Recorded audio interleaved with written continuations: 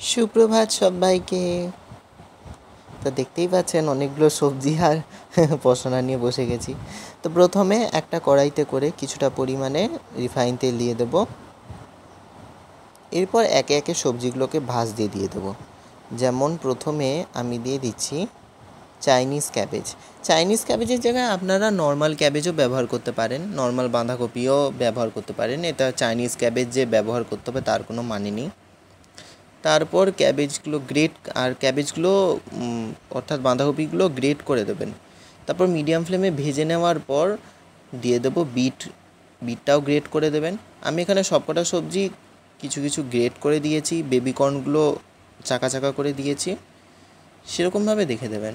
তারপর বিটটা যখন ভাজা যাবে এরপর দিয়ে দেবেন গ্রেট করা গাজরও আমি এখানে একটা দিয়েছি।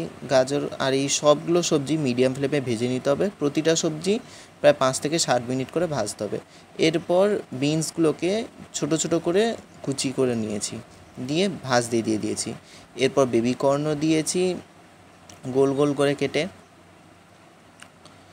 বেবিকর্ন অবধি ভাজা হয়ে গেলে মিডিয়াম ফ্লেমে ভেজে নিতে হবে। অল্প একটু গোল্ডেন ব্রাউন কালারে হয়ে যাবে সবকটা। এরপর দিয়ে দেবো ক্যাপসিকাম কুচি আর সবুজ কাঁচা লঙ্কার কুচি।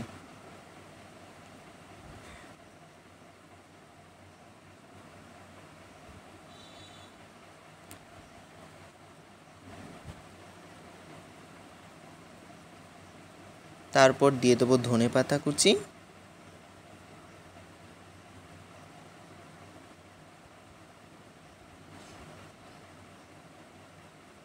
আর ভালো করে পুরোটা একবার নাড়িয়ে নেব মিডিয়াম ফ্লেমে প্রায় 7 থেকে 8 মিনিটের মতো।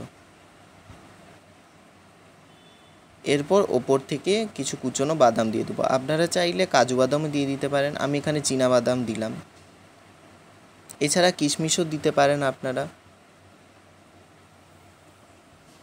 এরপর দিয়ে দেবো 2 টেবিল চামচের মতো লাল লঙ্কার গুঁড়ো,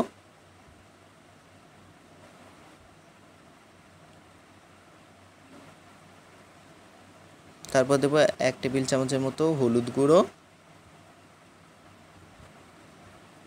নুন আর চিনি স্বাদ মতো।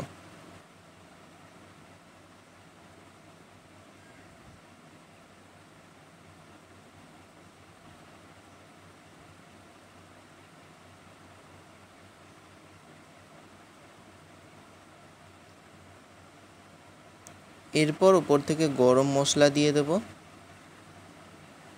1.5 টেবিল চামচের মতো।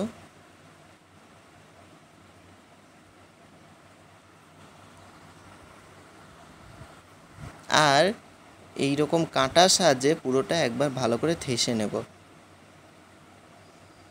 এরপর একটা পাউরুটিকে ধারের স্লাইস করে কেটে নিতে হবে, নিয়ে তার উপর বাটার মাখিয়ে এর ভেতরে এই সবজির পুরটা দিয়ে দেবো, দিয়ে আরেকটা স্লাইস বাটার মাখিয়ে এর উপর চেপে দেবো।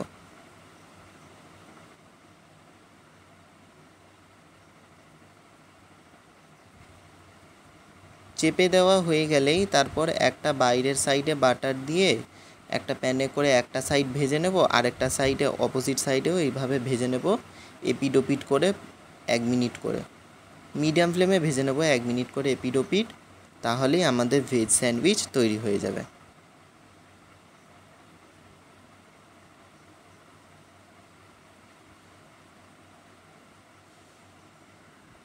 এরকম ভেজ স্যান্ডউইচ আপনারা যখন তখন বিকেলে স্ন্যাক্সের সময় বা ব্রেকফাস্টের সময় খেতে পারবেন।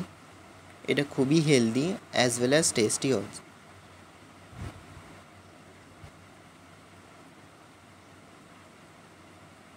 আশা করছি পুরো রান্নার প্রসেসটা আপনারা বুঝতে পেরেছেন।